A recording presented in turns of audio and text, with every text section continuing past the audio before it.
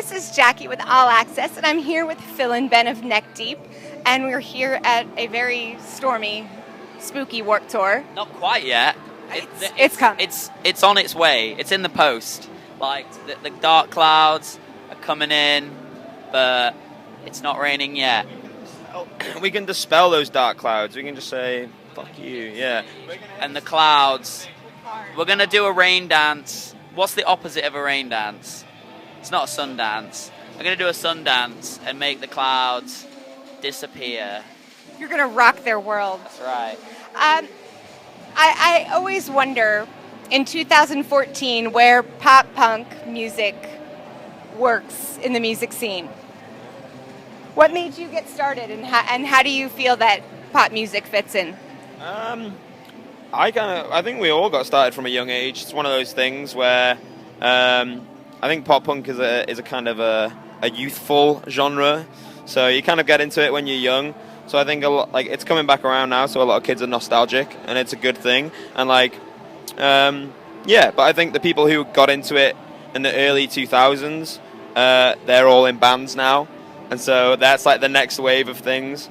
And then the kids who are getting into it now are like the kids that we were back then. So I think it's just coming back around like full cycle. Pop punk is kind of just finding its place again, and I think it's come back really fucking strong. There's like a lot of good bands out there now, like comparable to how it was, when it was at its height. So I think pop punk is in a good place at the moment. It's coming back. Yeah, I think that it's one of them genres. It never really went away, and no matter what kind of music you're into as a person or what scene you're in, you kind of know something about pop punk. Like whether it's you knew All the Small Things by Blink-182 or you knew like a song by Green Day. Everyone's got that root somewhere about it, and like it's just one of them genres. It's just happy, and it deals with the stuff that everyone deals with, and it's just a happy place for people to come and listen to music and not worry about getting punched in the face super hard. But that's got its place too, don't get me wrong, but I don't know, it's just a happy place for kids to be happy and make me happy. And we sing about stuff, and then people think we have the answers to things, but we're just kind of stupid. Nah. That's the essence of it all, I think. I think that is in its core is what pop punk is kind of just being young and stupid and not really knowing what you're doing. But I think everyone can relate to that, so that's why it's cool. So. Fair enough. Tell me about the writing process for your debut album, Wishful Thinking. That one, right, so before that we'd only done 2 EPs, and we'd recorded them both with Ben's brother in his attic bedroom. Super high production, super expensive every day. He charges us like 15 grand an hour to track with him. No, I'm just kidding. So we just record it all with him, and he's like really good at recording and production because he's been into that for a while, and he'd record bands, and it just made sense to do it with him, and we have got a really good relationship with him. And then when it came to doing an album, it was like, well, we kind of have that process with him already down. We know how to work with him. It fits. Let's kind of do that. So we tracked everything with him, and he helped us with writing and things like that.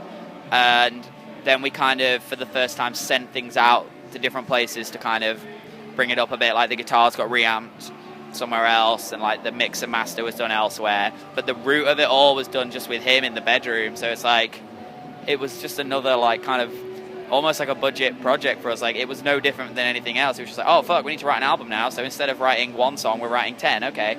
And then we just sat there in that room, and I remember it was summer, it was really hot, and he didn't have any aircon, and we had that little fan, and I sat there in my pants tracking bass. Every vocal take is like turn the fan off. Like, oh fuck, so then you just have to sit, do that take, sweat for like 5-10 minutes while you got a couple down, and then be like, put the fan on, like open the windows, like, ugh. For a lot of that, the recording of that album, we were mostly naked, and I feel like that really translates in the music. Like in pants for like most of it, just like... I was in my underwear for I think a good 9 of those like 11 songs whilst tracking, and I think it really shines through in the bass line. Like you can hear the meaty tone to it, and the sassy rhythms, on all the inspiration. We got naked and just vibed it, and just just wanted to see how it went if we were naked. For 3 days. Some bands go away to really expensive Highland, getaways where they go and sit in the mountains for a few days, but we just got naked, and that was it. I get weird. I wish that was more reflective in the title of your album, but maybe next time. No, it's called Wishful Thinking because you're wishing that you had the band there naked. It's the name. Neck Deep. People always say that conjures images, so I guess maybe that's maybe not. I don't know. We just like to be naked. Maybe we just think, yeah. It's wishful thinking on your part that you're gonna get some chicks to join you naked. No, we only like to have men around us when we write. It's an important part of our process. A lot of men, not a lot of clothes, a lot of good music. A lot of dudes. Yeah. Just things swinging around. That's what recording an album with Neck Deep's like. Yeah. So glamorous. What is Hopeless Records doing with some of your older tracks? Just putting them on CDs and that, dishing them out. No, okay. The whole actual. We used to be on a smaller label that we parted ways with after a while, just because we wanted to move on. But they had the rights and stuff to that EP, and that means we've never been able to do represses of it or put out physical copies of it because there's always been this hassle.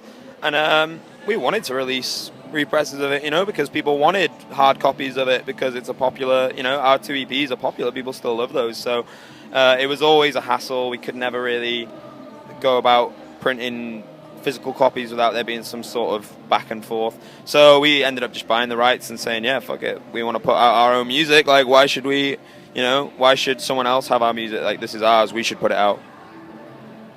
Yeah. So you're here at Warped Tour where fans can get those older tracks. What's your most memorable Warped Tour Warped moment so far? Okay, maybe so far the first thing that's coming to my head, when we played New Jersey a few days ago, that was really awesome. That stuck out. California was super memorable, obviously, because it's just, we love it there. The next one, the only thing that comes to my mind right now is when I had to poo in a bag the other day. And then there was a lorry next to our bus, and I opened the window, and I threw the poo bag, and it went in the lorry. I'm sure that was memorable to someone else for a completely different reason. I haven't been able to think about much else since it happened, so... Traumatized somebody. How's the food? Oh, the food's so good. The food is like one of the best things. They really look after you out here. Like, we get breakfast, lunch, and dinner. Never awake for breakfast, which is fine. But lunch and dinner, they mix it up. There's something new every day. Really healthy. There's always salad and just great food. Lovely food. And how are the after-hours barbecues? Okay. Yeah, they can get pretty wild. If you want it to, they can get pretty wild. We found that out the other night. So did we. It's always a good opportunity. Yeah, if you sat around bored at night, it's like, fuck it, let's just go party. Like, perfect opportunity. It was his birthday the other night. He turned, like, whatever. I won't reveal our TM's age. That'd be rude of me. Yeah, he turned 150 the other night.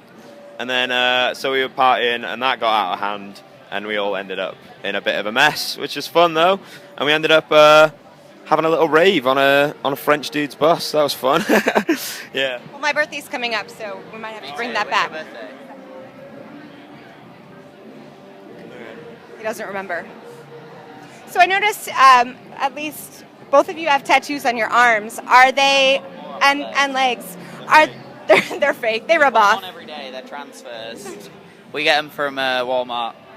Stick them on. Do you guys go to one artist, or are they sort of a collection as you travel? Nah, the thing with tattoos, right? If it means something, it's really not cool. It's meant to be, right? What it is. It don't matter where you go. It just needs to be something tough. Never mind. I got a butterfly because my fucking sister's auntie's uncle loved them. Fuck that. To an extent, I wouldn't be. Yeah, that is true. Do just get tough things. Wait, I saw a butterfly right Yeah, that's just tough. It's a really tough butterfly with a skull. Yeah. Like, do you just get like that? Doesn't mean anything. That just got that just because it's tough. But tattoos can mean something to an extent. But yeah, collect them. That's the point. You collect them. You travel and you collect them.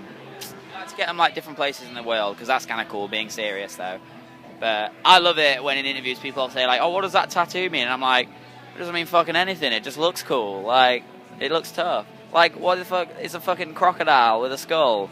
What does it mean? Nobody knows. Doesn't mean anything. It's just look at him. It's cool." But okay, serious talk.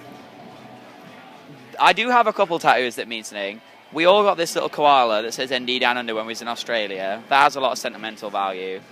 I have me and my sister's initial on my leg because she's top chick. Other than that, Oh, look, you have a butterfly too with a that's- skull. That's See? meant to be a moth, It's good. but it's pink and blue, so I don't know what was going on there. Yeah, it's a badass butterfly. It's whatever. It's a little guy. He's It's a there. death moth. Yeah, it's All big. right. And I have Beavis and Butthead on my arm. Don't know why. No need to explain that. But besides tattoo collecting, what's next for Neck Deep after Warped Tour? From here, we head back home, and then we have a couple festivals around Europe. We're doing Puckle Pop, like Holland and Belgium, and then we play Reading and Leeds in the UK, which is obviously a really big deal for us, and we're really proud to do that. Coming from the UK, that's like a really big deal for us, and you know, it's kind of the pinnacle of festivals, in our opinion, for the UK anyway. And then we head out straight from there to New Zealand and Australia for a headline tour with our very sexual friends in State Champs. They play some of the best tunes around. I love their music, and they're coming on the tour with us. Great guys. Tour's going to be a lot of fun. We have some things booked after that, but nothing's sort of been announced yet, so I can't say too much about that. But there's a lot. It's just all go. It's non-stop. Lots to look forward to. Excellent. Well, stay tuned for more from Neck Deep. This is Jackie. Thanks to All Access and In the Key of Change.